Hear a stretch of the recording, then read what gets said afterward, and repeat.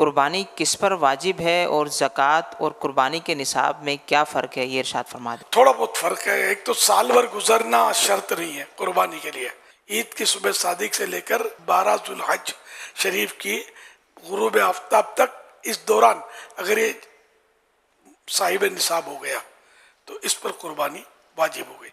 जबकि दीगर शरात भी पाए जाए, इसमें माल नामी होना भी शर्त नहीं है। बढ़ने वाला माल, ज़कात में बढ़ने वाला माल शर्त होता है।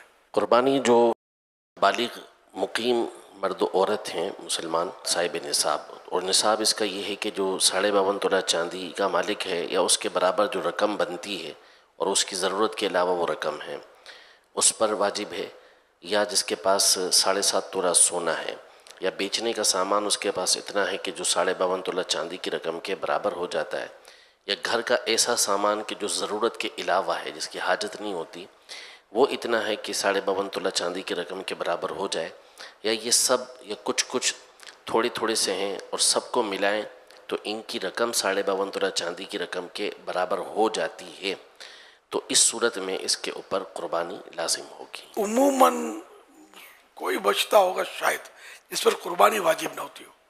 कपड़े के जोड़े ढेर लगे होते हैं, जूतों के ढेर, घड़ियाँ कई कई होती हैं।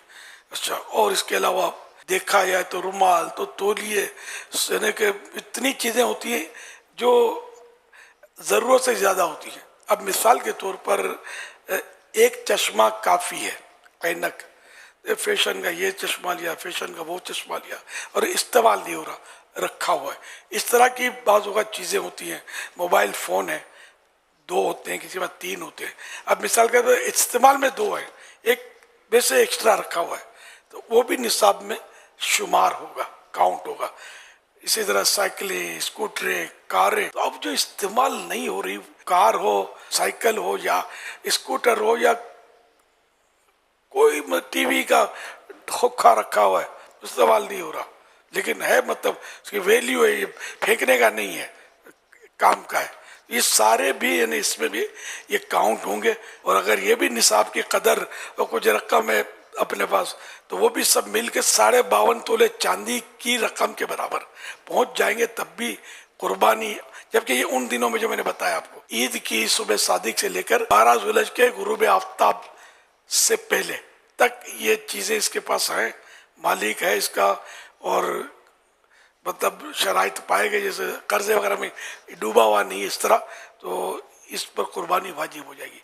तो ये बहुत सारे समझते हैं कि हम पर कुर्बानी वाजिब नहीं है। अगर थोड़ा सा अगर झटका देंगे ना, अपने सर को सोचेंगे, तो घर के सामान को देखेंगे, तो बहुत सारी चीज़ें आपके पास निकलेंगी कि जो मतलब आपके किसी काम की नहीं है, खाली स्टोर की जगह वो घेरे हुए होती हैं। इस सब का हिसाब निकालें। अल्लाह की राह में कुर्बानी।